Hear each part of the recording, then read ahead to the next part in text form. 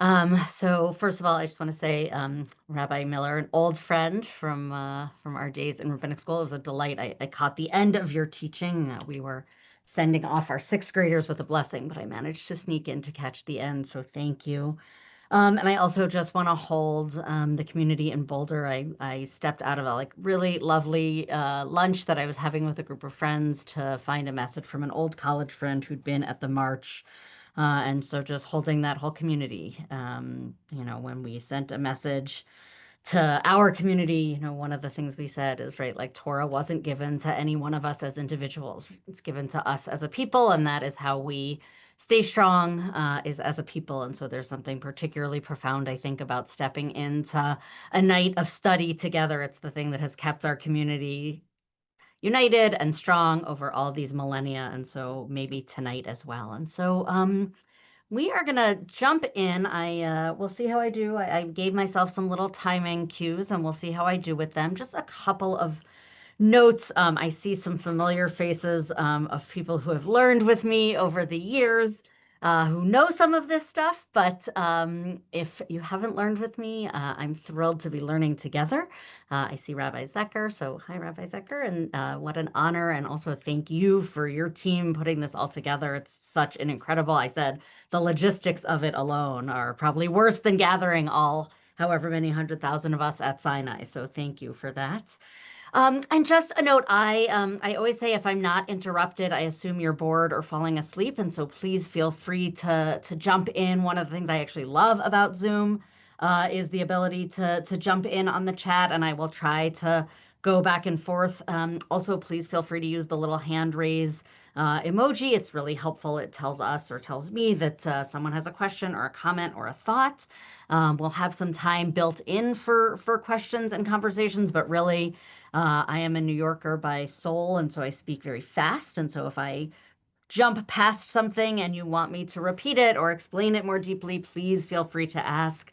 And the other thing, a teaching that one of my dear friends and colleagues often used to start her learnings with, there's a teaching where Rabbi Hillel, a popular sage to quote, when he would talk about learning, he would say, Ein habaishan lomed, the one who is the language is shy, which I don't love, but maybe timid, right? That if there is something that you want to ask and you're nervous to ask it because you feel like I should know this or people are going to ask it. Because every time I've ever seen someone ask a question that they think is really obvious, I see other people's shoulders go down because they're like, oh, I wanted to ask that and I was too embarrassed. So please feel free to ask whatever it is you need to ask. If I don't get to answer it in this session or on the chat, you can always email me and I'm happy to continue the conversation in some way or another. But let's jump in and we'll see how I do with the tech. That's not always my strongest suit, but I'm going to be confident in it. Okay. So we're going to begin here with, this is just some art of Naomi with Ruth and Orpah. And so just to center ourselves in the book of Ruth, the time of the barley harvest, right? Naomi, as our people did over the biblical stories often, had left her homeland, then at the time with her husband and her sons, and gone to Moab. To avoid a famine in the land of Canaan, in our land. And so and while there, she becomes a bit of a tragic figure, which is not actually the piece we're going to focus on today, right? But her husband dies. She marries off each of her sons and they die childless, which was problematic for all sorts of reasons in biblical and rabbinic culture. And we have this moment that we are going to look at that she says, I'm going to go back to my homeland. But she says to her daughters-in-law, she actually says, stay here in the land of your mothers, which is very uncommon.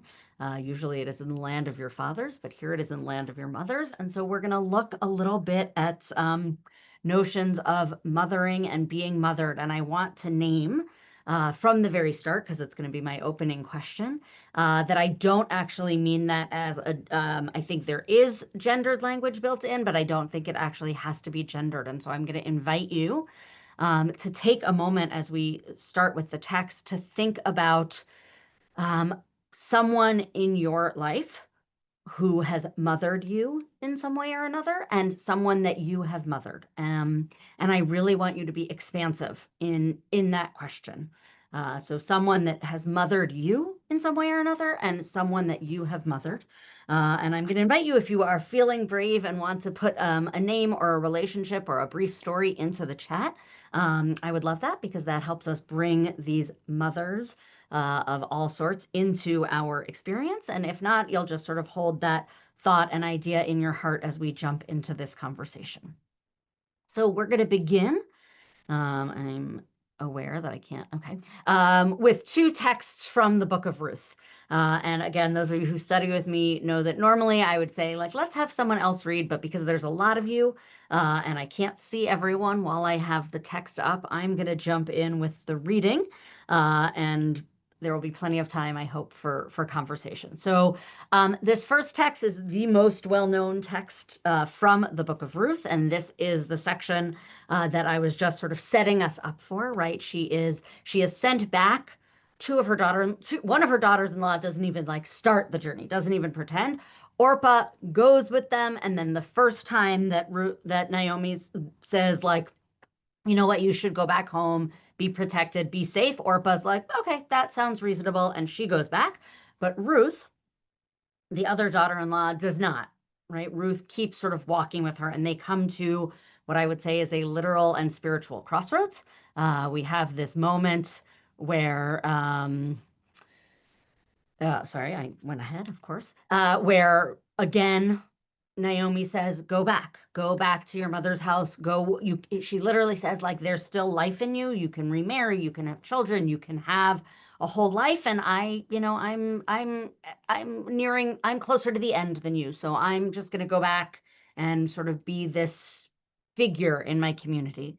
And then you have this very famous text, Vatomer Ruth, Al tifkei bi lo ozvecha o lo ozvech, לשוב מאחרייך, כי אל אשר תלכי אלך ובאשר תליני אלין, עמך עמי ואלוהייך אלוהי, right? Ruth replies, don't ask me to leave you, right? Don't urge me, don't push me to leave you, to turn back and not come with you. And then this is the quote, right? For wherever you go, I will go. Wherever you lodge, I will lodge. Your people shall be my people, and your God, my God. And she goes on. Va'asher tamuti amut v'sham akaber, right? Where you die, I will die, and there I will be buried. Thus and more may Adonai do to me, right? Like, if anything but death parts me from you, right? So we have this like really beautiful moment. The rabbis read this, by the way, as this paradigmatic, the paradigm of conversion, but I actually think there's an incredible relational bond in this moment, of Ruth, of Naomi saying to Ruth, go back to your mother's house. And I think Ruth saying to Naomi, like, you're my mother too. You're my family. And in these very powerful ways, right? Like the things that we think of as things that bond us as family, right? Where you go, I will go. Your people shall be my people. Your God, my God, right? Those are all like very familial bonds and spiritual, like, especially as I'm looking, and some of you I'm seeing, I can only see out of the corner of my eye, right? But are sharing people, right? When they are not biological parents, right? But they are people who spiritually parent us, who professionally parent us, right? Who mentor us. It sometimes feels like this, like, I will follow you. And then, of course, where you die, I will die, and there I will be buried, right? Like the ultimate statement, especially in biblical times, right? The euphemism for death was to be gathered to your ancestors, literally, right? They would have these familial burial caves. And so this idea of like, I'm going to be buried with you was really a statement of like, you are my person, you are my family. Okay. Any comments, questions, anything on this text that anyone wants to share? I'm going to stop the share for one moment, because then I can see all your beautiful faces and screens. But if anyone wants to share any thoughts, comments, questions. Okay. Oh, I see. So I'm going to go back to our sharing, and we're going to look. Oh, Danny, yes. Yes. Sorry, I Yeah. just saw his hand, so I just want to make sure you saw it too. Beautiful. No, okay, sorry. I was just going to say that it's interesting to hear you bringing up mothering and that kind of relationship with the deep, like familial ties, just because, as I mentioned in my comment, I have an egg donor mom, but then also my social mom. And so I've been thinking a lot more about family ties as not necessarily biological, and also that there can be biological family ties that aren't necessarily social. Um, Right. and so it was just interesting to see that brought up, since I do usually think of this as a conversion story. So Absolutely. Well, so, right. I mean, one of the things we always hope is to see our text in new ways. Right. The traditional read is as a conversion story, and that might be part of it, right? Like part of her pledging might be like, I want to be a part of this system that raised you. And so, like, I actually don't know that the two necessarily cancel each other out, but I do actually think there is absolutely well, I don't, I obviously think so because I'm teaching it this way, right? But a commentary about like what family ties might mean and how they might expand, not just in our modern world, but actually even in this ancient world. So I'm going to take us to text much at the actually. So we started at the very beginning of Rabbi, the text. Sari, I'm so sorry. There Yeah, was one other hand. Nancy had had her hand up. sure. Hi, can you hear me? Hmm. So, Sari, just to tell you, this is Nancy Torres from Hunter. But today, my mother-in-law, who's Catholic, is 103 and very much with it in her mind. But my husband died a little over a year ago, and since he died, her children have had a very difficult time with me because we were so close to one another. Betsy, that's her name, Betsy and I had been so close with one another that with his death, with his being gone, all of a sudden I was this obstacle that they couldn't get by. And today I went to see her because she needed eye drops. And I brought her the eye drops, but I found her in bed, which she's never in bed. She's in a nursing home because she has COPD. And tonight, I just sat on her bed and rubbed her legs and rubbed her feet. And then I went off to Shavuot services at my little Riverdale temple in monks. And we're reading the story. And I just felt, Betsy, I am your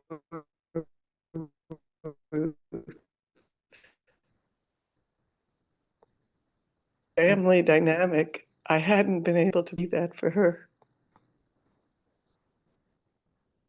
And Well, and it is true that when she dies, she wanted to be so much with Jose, her son, that I said, he was cremated and I'm going to be cremated.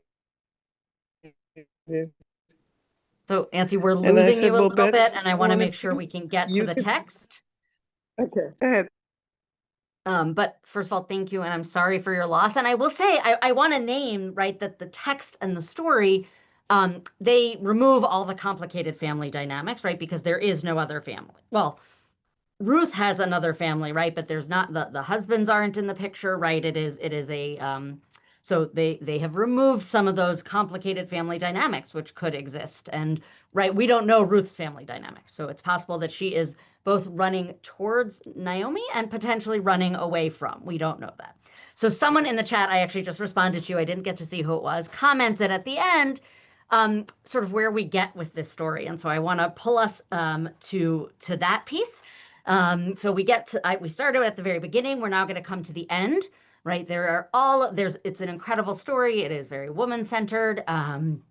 There's really interesting stuff about marriage and levirate marriage and what it means to redeem someone in this community. But most interestingly for my conversation, is this ending piece, right? Where Ruth and Boaz do end up together. Though one of the midrashim that I'm hoping we will get to questions that, actually doesn't question that, changes that. But Ruth and Boaz marry, and they conceive a child.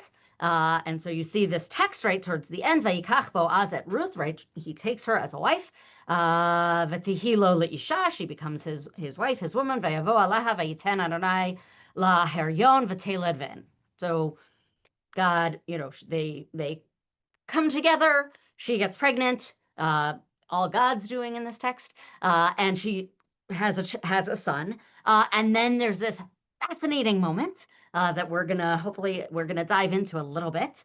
And it says Naomi took the child and held it to her bosom. Right, so this is mother-in-law. She became. It says Vatihilo laomenet. She became its foster mother, wet nurse, caregiver, right? It's sort of an interesting phrase of like, what does the omenet mean? What is her role? And then it says, and the woman neighbors, like the community of women, gave him a name, saying, a son is born to Naomi. And they named him Oved. He was the father of Jesse, right? Who eventually is the progenitor of King David. So I'm going to hold us there for a moment and see, again, any comments, questions.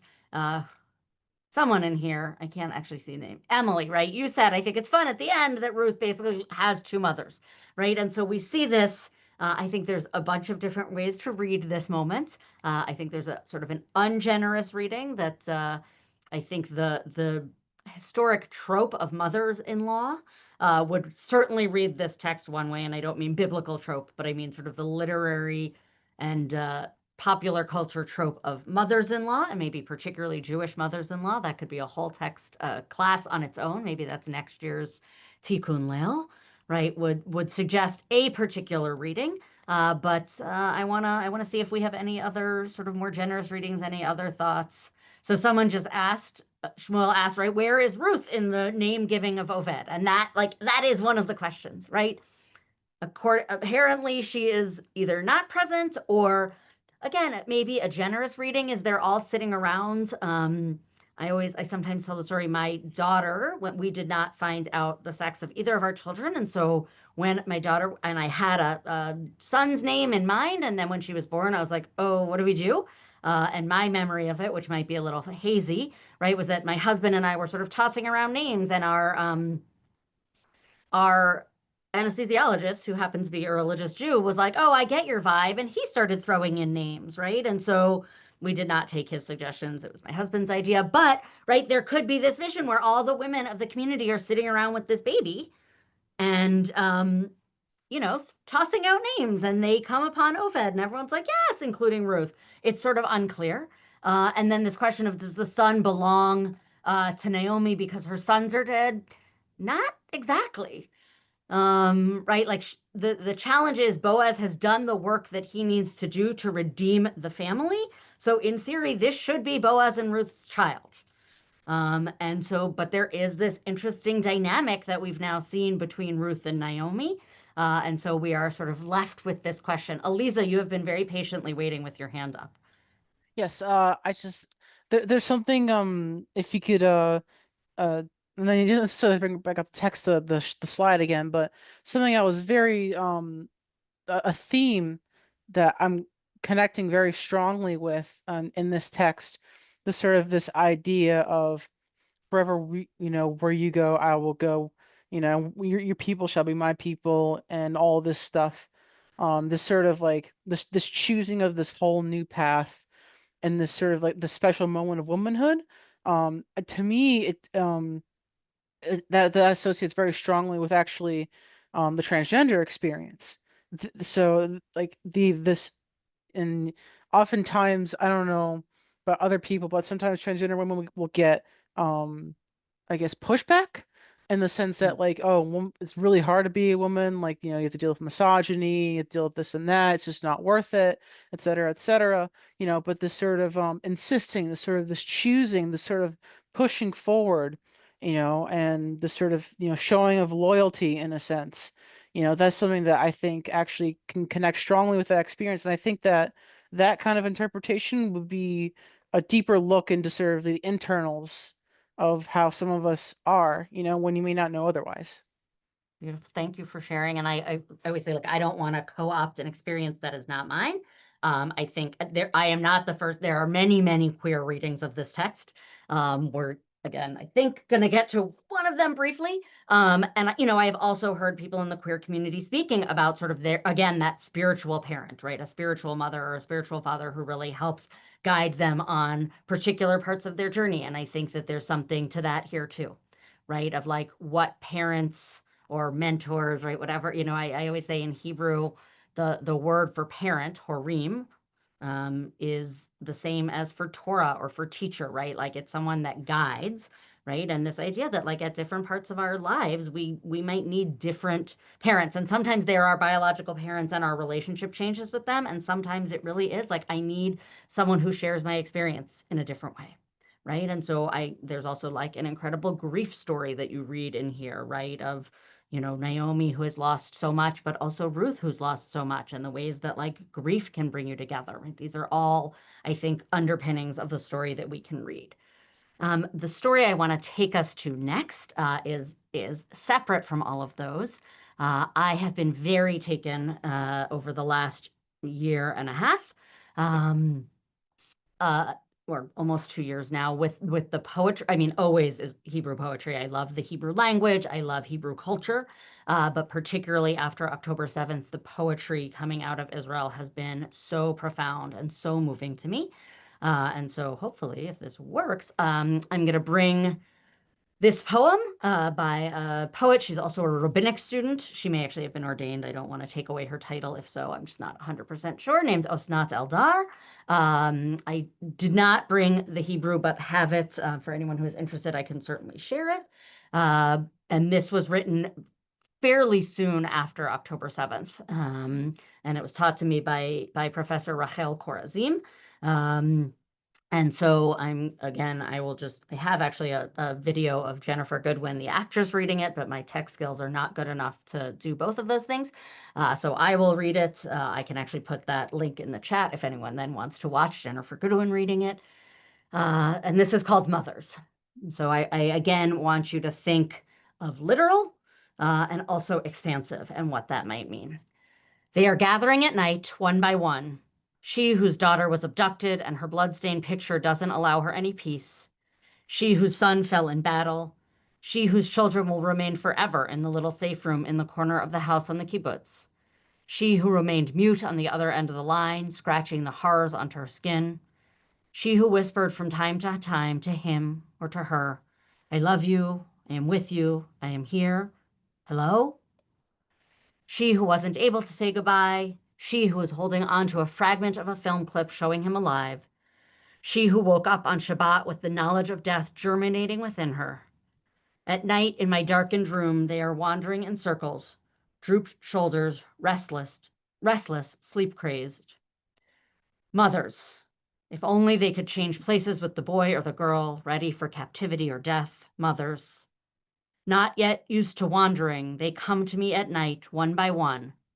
I am hugging them with compassion, with longing, absorbing into my body the feelings of guilt, the helplessness, the abyss, and caressing silently their new maternal title imposed on them.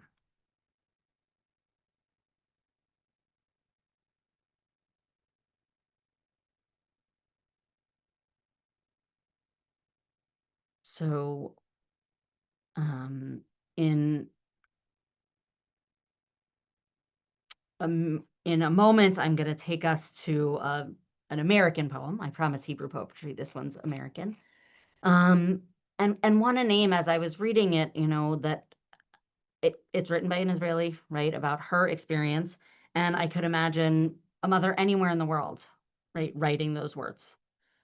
This could be a mother in Gaza. It could be a mother in Sudan. It could be a mother in, Boulder today, right? That sense of ache and grief and fear and pain, right? I like I'm fascinated actually reading the poem today, especially after what just happened, right?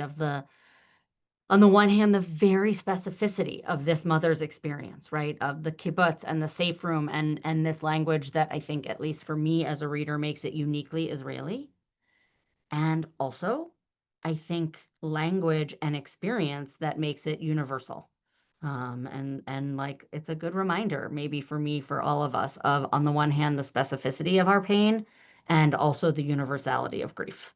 So I'm going to take us to this next poem. I keep forgetting if I click, it automatically goes. This one is called Ruth's Regret by Erica Dreyfuss, who is an American poet and writer.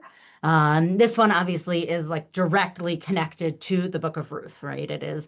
And I want to name that I said I think there's a generous and a less generous reading of the Ruth and Naomi dynamic at the end of the story. This one is a less generous reading. I was looking in the chat of talking, someone said they thought an un-Jewish experience of a communal naming, and I was like, no, I think that's super Jewish. But also, right, that like there is a beautiful vision of like the women of the community coming together to mother this child, right? And I often think about, right, like it takes a village, it takes a village. And I think one of the things that the United States does, I'm in the US, other people might not be, right, doesn't do particularly well is the village. I think we, like overall, I mean, I'm very lucky. I have an incredible village, but I don't think it comes naturally. And I feel like Oved is born into this village. And he has that benefit.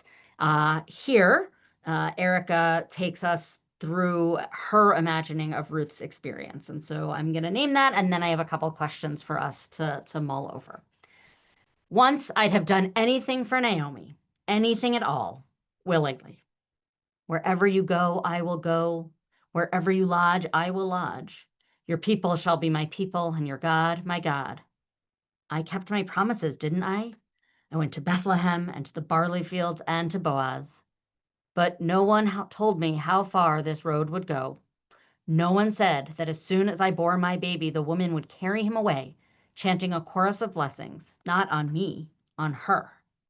No one said that milk would leak from me while my baby nestled at Naomi's breasts.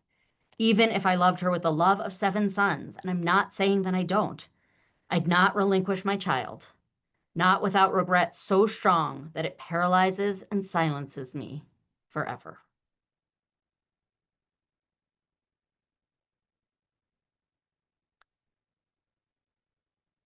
So I'm going to pause here. I'm actually going to stop the share and I'm going to put the questions into the chat because I'd rather see all of your faces than see my slides.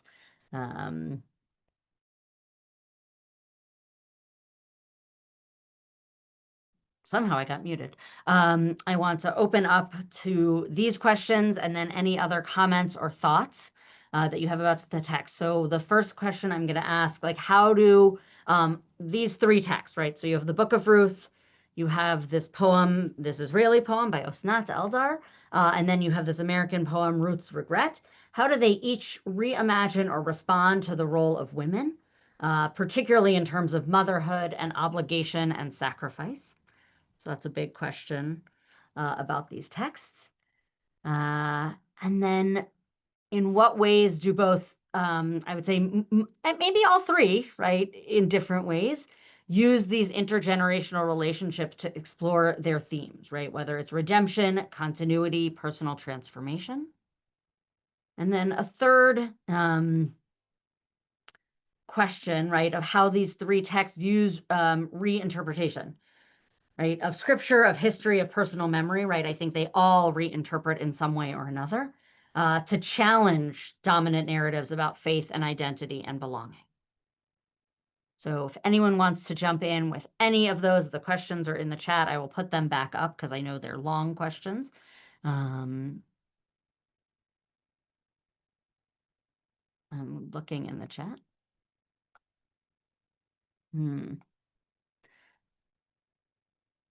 Someone, I can't, it's harder to see names. Kathy said, right, that like when sacrifice that someone is willingly, I use that term, I think it's a loaded term, but a sacrifice that someone is willingly making, right? We just came out of the book of Leviticus, so we read a lot about sacrifices, are different than a sacrifice imposed by someone else, right? A sacrifice that someone says, you have to make this or not make this, right? You have to do this, right? And so I guess maybe the question inherent in that, and I don't actually know the answer, we don't entirely know, right, is like, is this dynamic with Ruth and Naomi at the end of the text where she, where Naomi sort of claims this child, is it a willing sacrifice, right? Is Ruth sort of like, look, I said I would do all these things for you, and here's my ultimate gift?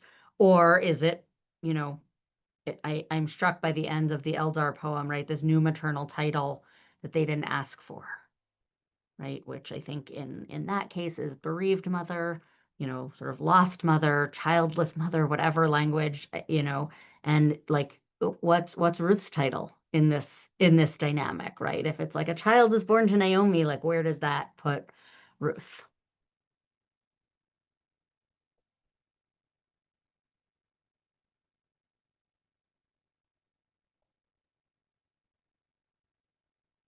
Oh, that's a lot of questions.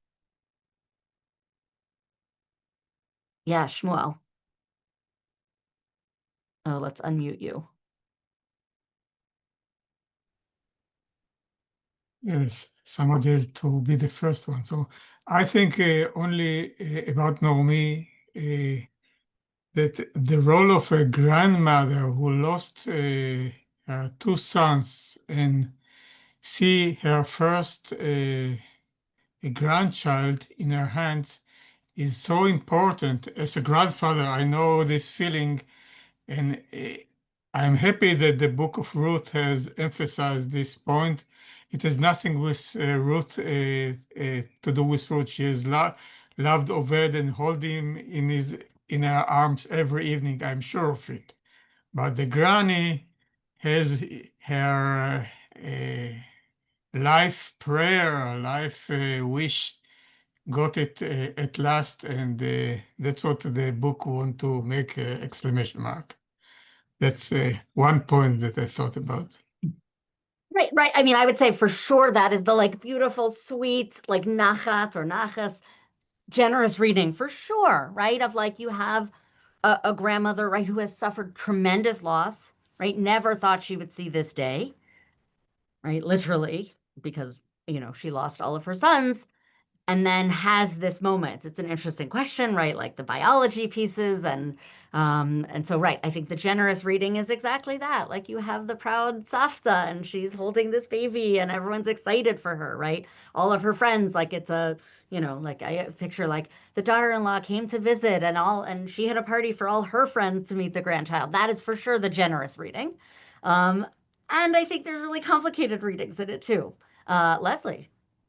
Um, yeah, I know you want to focus on like the mother and womanhood aspect of the story. Um, but I just feel like such a central element of the story is being lost, which is the fact that Ruth is different, that Ruth is foreign, and like she goes to this new community. And no matter what she does in this community, she's not accepted, right? She's literally starving, picking up the stuff that people throw to the ground, feeding her mother-in-law. She has this night in the threshing mill, and, it can be interpreted different ways, right? She marries Lay at his the head feet. of the village, right? And then she has his son, and she's not even allowed to have her baby, right? So, maybe I just don't connect with the story because I'm not a mother, but like for me, like the central aspect of the story is Ruth's foreignness, right? And so I just connect to the story in a different way, and maybe that's just my life experiences. But yeah. Yeah, no, I mean, I think it's right. And I think, again, you raised underneath there a central question of like, when the baby is like, is that her moment of acceptance? Like, or it could be her moment of acceptance, but I think then it's it's like a child then is this born is to not Naomi, enough, who's one of right? us. Yeah. Yeah. Take the Yeah, baby. yeah, Okay. It's yours yeah. too, you know? Yeah. Right. And sort of interesting, like one of the questions, right, of like, how do these texts challenge dominant narratives about identity, right? Like it actually, I mean, in some ways they don't, they fall in, like, I think there's this, maybe there is a narrative for Ruth in her own head, right? Mhm. You know, you have to read a little in if you want, of like, this is going to be my moment, right? Like I'm finally going to be accepted because now I have an actual bodily link to this community, right? And wasn't there even a whole thing with King David that like Well, right. thought he So wasn't Oved legitimate, is the right? pair. Yeah, yeah. It's the Yeah. line of King David, Yeah. right? So on the one hand, like, who could be more important than Ruth? But on the other hand, at least in this moment, and I know someone said it's not permanent. Yeah. It's not permanent, but like there is something that the text says a child is born to Naomi. Like it doesn't say a child is born. Like it feels like Naomi's Ruth's identity as mother in all of the ways, Leslie. And I really do want to push that I don't actually think it is only biological in this text. Like I think, right, like particularly when you bring Naomi in, right, who is not actually a biological, right, like to this grandchild. Yeah. But I do want to name that, like, there's so much wrapped up in like what is a mother, what is mothering, who's responsible, who's accepted, in all of these different roles. So thank you for raising it. I think it is central to the text. I can't see your actual name. It says AR. You are wearing a Mets shirt, so I like that. Um, go for it. Hi. Yeah, no, I just wanted to totally agree, Leslie. I've been thinking about this story tonight and at different points. And I keep thinking about power dynamics in it and like the queer reading around, you know, them having a relationship and being in relationship with one another. And then they get there and she has to functionally do what is might be sex work in some ways. Like she provides it seems like sexual favors for in turn, you know, they get the gift of the barley or whatever. And then to like provide in that way for the family. And then, you know, I think about, yeah, just the labor of mothering and what that then meant for her to kind of like enter back into in some ways like the patriarchy. And I've heard a lot of like really kind of like great takes on it that seem really optimistic about what it means and that it ends up leading to like the, you know, the generations to come and et cetera, et cetera. I understand the lineage and the appreciation, but you know, it's what a sacrifice and what does it mean in terms of like what that reciprocity looks like in their relationship, and is there a shift that happens when, you know, when they're in a different place and when we think about power dynamics in this story. Yeah, there's lots of power dynamics in this story, including, you know, I would say, and they shift. I think there are times where Ruth holds a lot of power. Certainly Naomi holds power. And then, but you're right, right? That verse, the verse before the naming moment, right, puts it back in this very sort of heteronormative patriarchal, like he takes her to be his wife and he like comes upon her and God makes her conceive, right? Like all of a sudden in that moment, it feels like at the end there's a lot of agency taken away. Which is, I think, sort of a hard place for it to end when the text actually starts with so much agency for Ruth, right? She makes this choice to go with Naomi, which we're going to look at a text in a moment that certainly has one reading of that, but whether it is because they are in a relationship, whether it is because she is trying to get away from a dynamic in her home, whether it's that she's like, I just need something new, right? For so many reasons, but she really has a lot of agency in making that choice, right? I mean, the story could have ended before it began if she did what her sisters-in-law did and was just like, no, you know what, you're right. I'm gonna go back home and sort of do what's expected of me. And so that I also think like, you know, one of the things that I think is interesting in all three, in both the Ruth text and the two poems so far, are the question of like, when do we do what's expected? You know, when do we push against it? And when suddenly, I think the other piece that comes up really in the Osnat Eldar and in Erica Dreyfus's piece is like, what happens when the expectations change totally unexpectedly, right? Like you wake up and suddenly expectations on me are totally different. Who I thought I was is totally different. My relationships are totally different, right? Like what do I do with that? And I think actually in some ways, like the Ruth starts with that, right? Like when when Naomi's husband dies and then her sons die, like all the relationships change for Naomi. And then we know for Ruth, because right, her husband just died. And I mean, setting aside the emotional grief and loss in the time period, that also was a huge shift in status and stature in the community and identity. And so I think that question of like, what do I do when the expectations are not what they had been, right? Not even like, oh, I thought it was this, but it's something else. Instead, it's like I've been doing the thing that's expected of me, and now the expectations are totally different. I'm waking up in a world totally foreign. I mean, again, I think what Leslie raised like is true both literally, right? I'm in a foreign land, but also the rules of the game have changed. And now I have to figure out how to play them differently. Okay. So we're going to turn now, if you're not familiar with it, I have several copies that I get to show off, but if you haven't learned from, it's called Dear Shuni. It is an incredible, Rabbi Zecher's nodding, incredible, it's actually 2-volume collection of modern women's midrashim. A professor in Israel started collecting she would do these salonim and realized that women were writing midrashim, really in classic sort of traditional formats, but writing, when I learned midrash in seminary, right, it was always explained to me that midrash is like the space between the text, right, where there's white space in Torah, right, things that aren't explained, things that don't get teased out entirely, things where you're like, well, is it this or is it that? That midrash, which means interpretation or from the interpretation, right, comes in to fill those spaces. And so sometimes it is these incredible stories. Sometimes it is, again, just sort of a pulling out of a thread. And so these volumes are such a gift to our textual tradition. And so I was like, well, if I'm going to teach on feminist poetry and writing around Ruth, I was like, there has to be some Dear Shuni in there. And there are a couple of midrashim, but I will admit I thought this one was the most interesting, the juiciest, but maybe not actually the most surprising, because several of you have already raised it on this text. And I want to, we'll read the midrash together, and then I have a quick commentary to share as we get into the discussion. Another piece of art.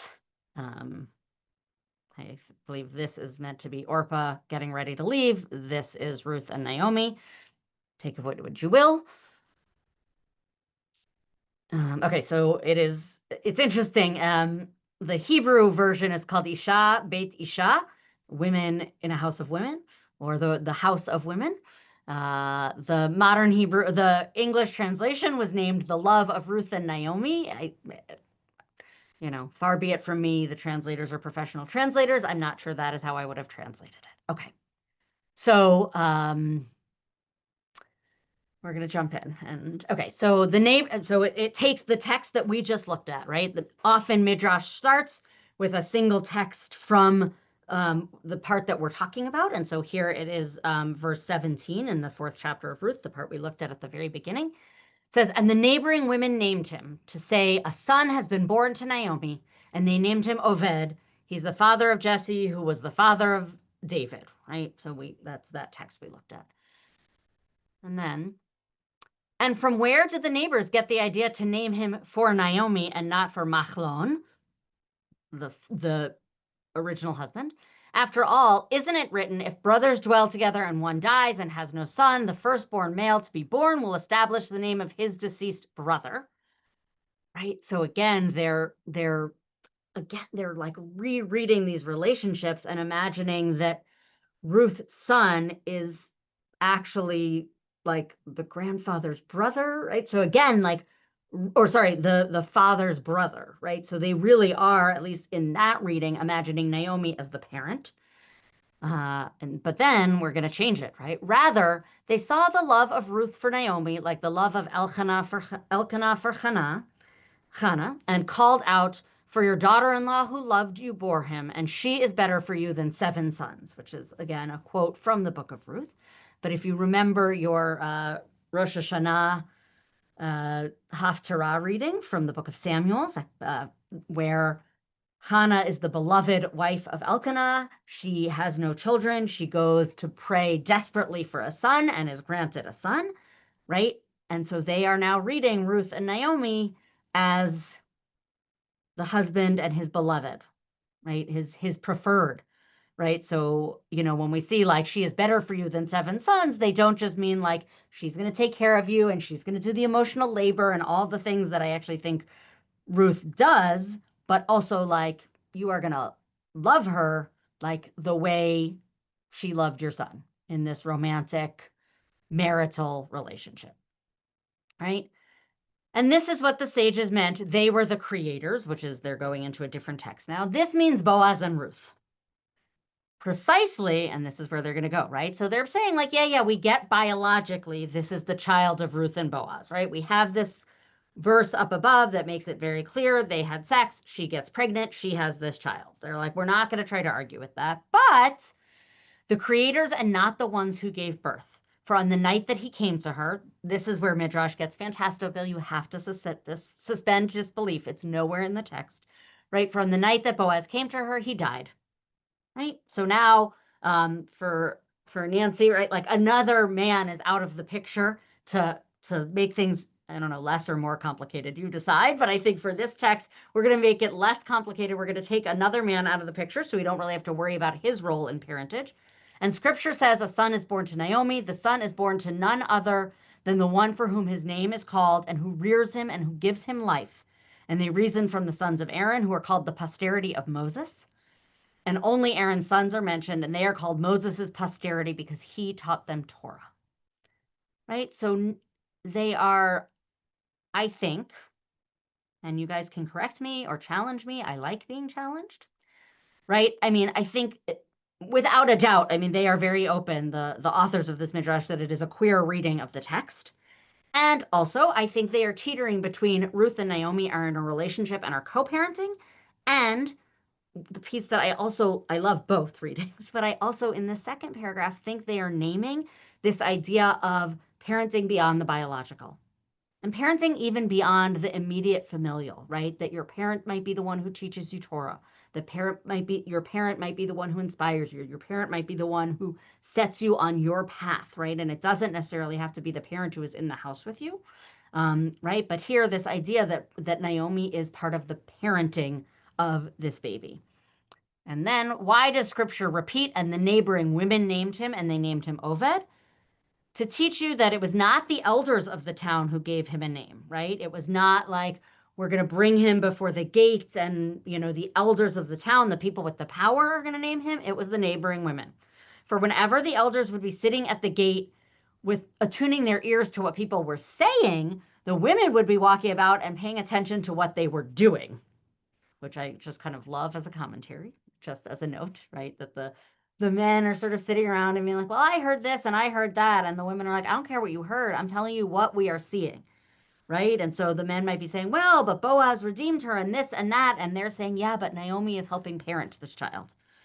When the elders testified that Boaz had acquired the legacy, right, as the redeemer, and acquired her from Ruth, her daughter-in-law, to be his wife, or acquired from her Ruth, the neighboring women already knew that Ruth was coming and going from Naomi's house, right? So the men are saying like, no, there was a chuppah, they got married, and the women are like, yeah, that's all well and good, but we're telling you what's really going on, and not empty-handed.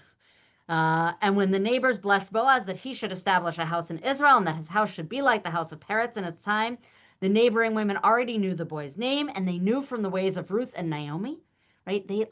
The women are, they are attesting to this relationship. They said that this boy would grow in Naomi's lap and support her in her old age, and that is why the neighboring women named him. I saw something go up into the chat, so now I'm trying to And so it says, and Ruth still remains the other. Do you want to, I'm trying to see who that is. Nancy says, and Ruth still remains the other.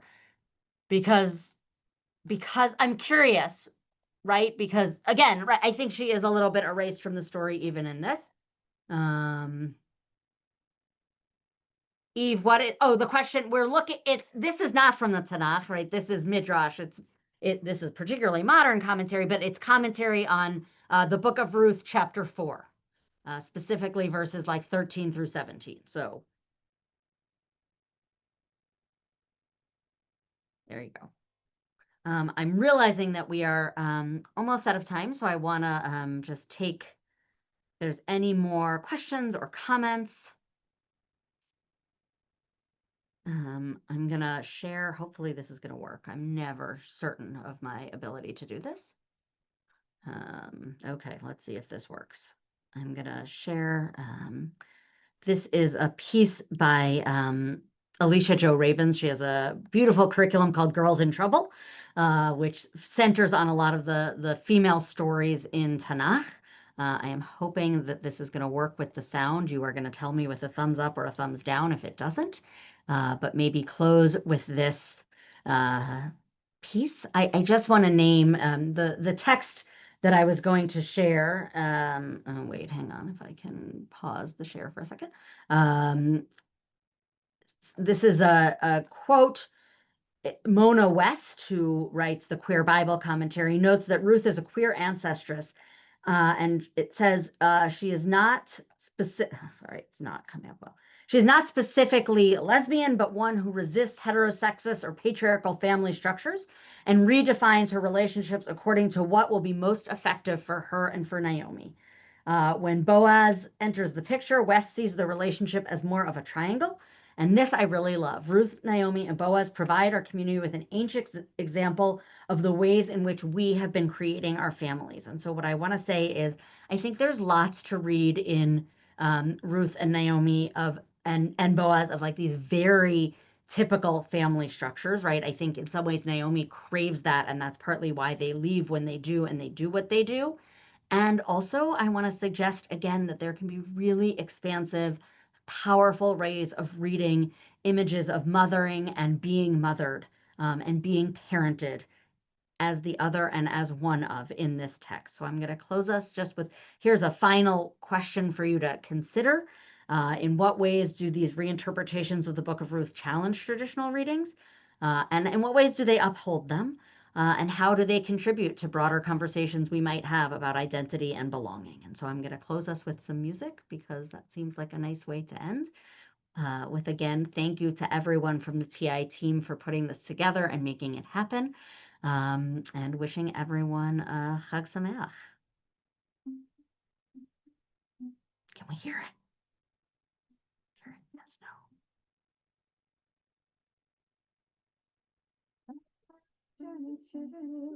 Not the other way around. I don't know how, but I just knew that you would lead me to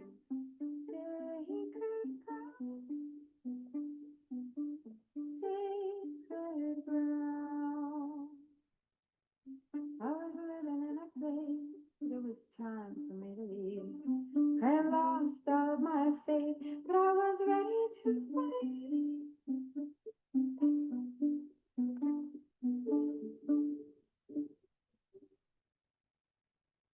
So where you go, I'll go. Where you live will be my home. I will walk with you until the day I die.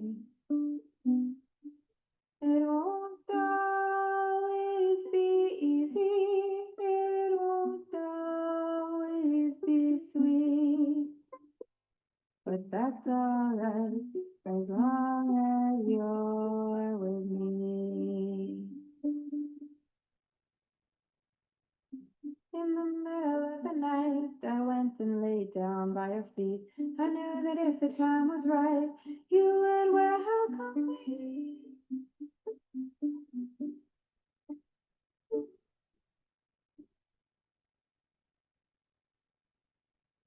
I passed away.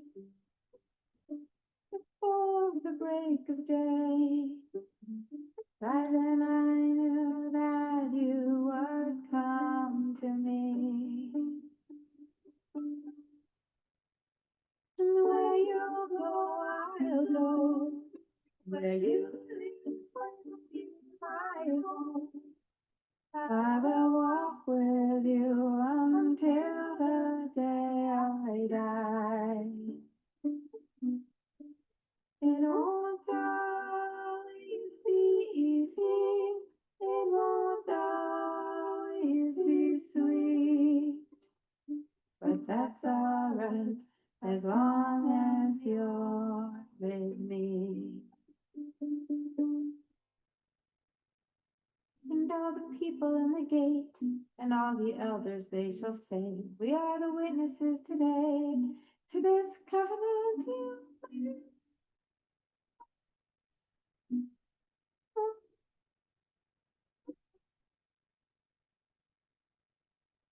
Generations pass,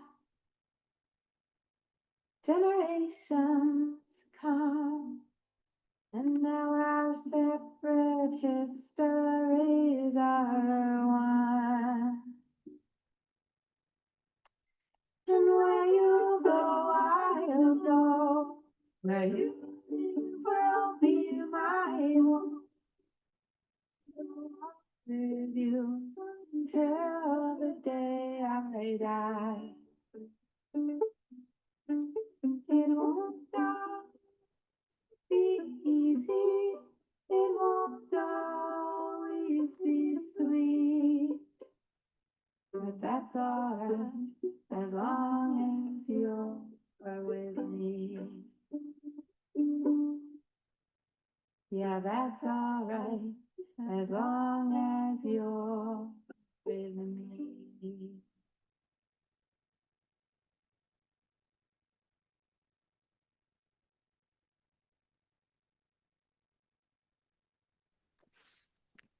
Thank you so much, Sari.